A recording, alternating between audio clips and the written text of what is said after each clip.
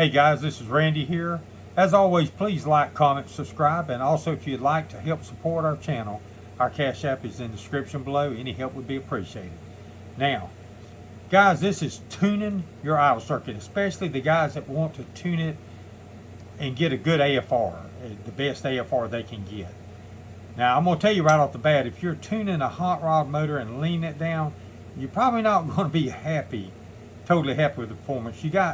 In a race motor, you got fuel just drawing out across the exhaust valve in the overlap position. So they like a little extra fuel if you want it to run extremely well.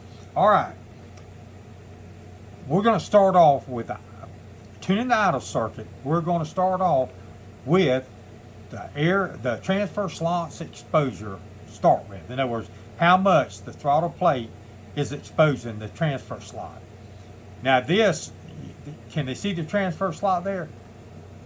Yes, sir. That's this slot right here. Yep. All right. When you want it right, you want it down to, can they see it now? Can they get a close up?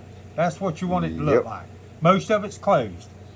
That means we're going to get a little bit of our idle fuel out of the transfer slot, but the majority of it's going to come out of the actual idle mixture adjustment screw through this hole.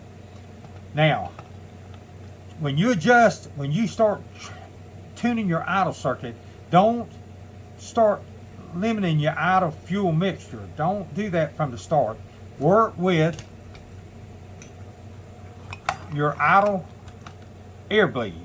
This is on the outboard side of your carburetor. On each one is the idle air bleed. Now that, you need the adjustable air bleeds where you can screw them in, screw them out to change them. But if you're serious about getting everything out of one, you're going to have to start right there with the idle air bleed. And that will absolutely be your first tuning tool. Don't go to your idle fuel restrictor first. When you limit, tell me when you got a good shot at this. All right, here's the idle fuel restrictor where it's factory on this carburetor, this meter block. When you limit this, and it comes up here and comes out, here's the air bleed tube pulling in air, and here's the idle fuel mixture coming in and comes down. You want just very little going to the transfer slot on the throttle plate. There's going to be a little opening, so a little bit's going to be fed here from the transfer slot. And then most of your fuel is going to jump across here, the idle mixture screw, and you're going to adjust that to get the mixture right. Now, little's coming through the transfer slot, but you're going to have to open this idle mixture screw up to get it to idle properly because it's not drawing enough fuel from there. It's got to draw it across here, and we'll adjust it here. Then that leaves excess fuel up here, right up here, because it's drawing a little in here all the time for the idle. Then we're finishing it up with the adjustment on the idle mixture screws. So we got excess amount of fuel here, and it needs it. When you open the throttle plates, let's see, can they see that right there? The actual idle. All right, here, let me do it from the top, the transfer slot from the top. When you open that throttle, you're getting fuel mixture coming out through that transfer slot. So it's got to have extra fuel in here, or either if it's limited, if you start limiting that idle fuel mixture, where it comes up here and draws down, then you're also leaning your actual transfer slot between idle and the actual booster activation. You're limiting the fuel there too. So you're better off, close your transfer slots up. If you're after fuel mileage, close them up. And then it'll have plenty of extra fuel in here, and then see how your AFR is then. If you lean this down too much, when you activate the transfer slot, which is going to be at the butterflies, you're going to go lean. It's just, you can't lean it that way.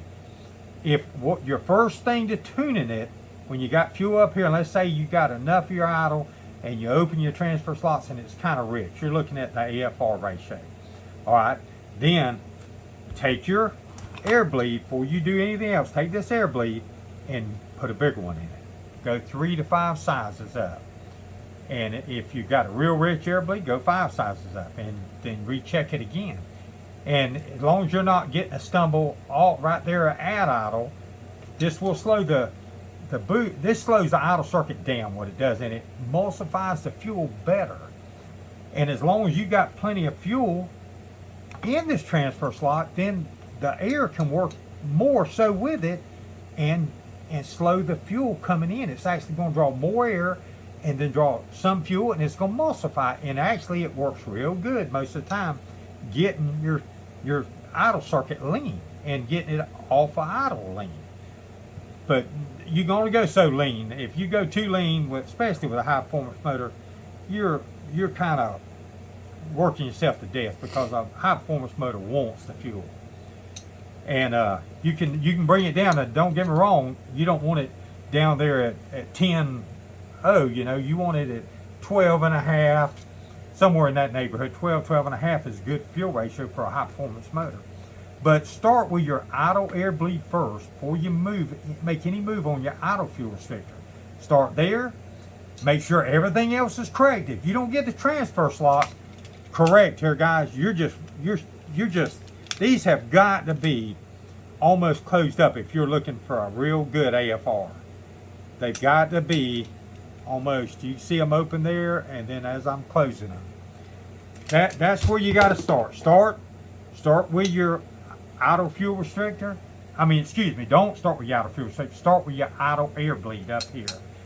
And then if it's rich off idle, then you can lean it some. Just lean it slowly and watch your transfer slot activation. That's where it's going to get too rich, because you can adjust. If you got the transfer slots right, you can adjust this mixture down right here and get it to wherever you want it, as long as the transfer slots are in the right place. If they're almost completely, just a little square exposure of it is all you want if you're looking for AFR.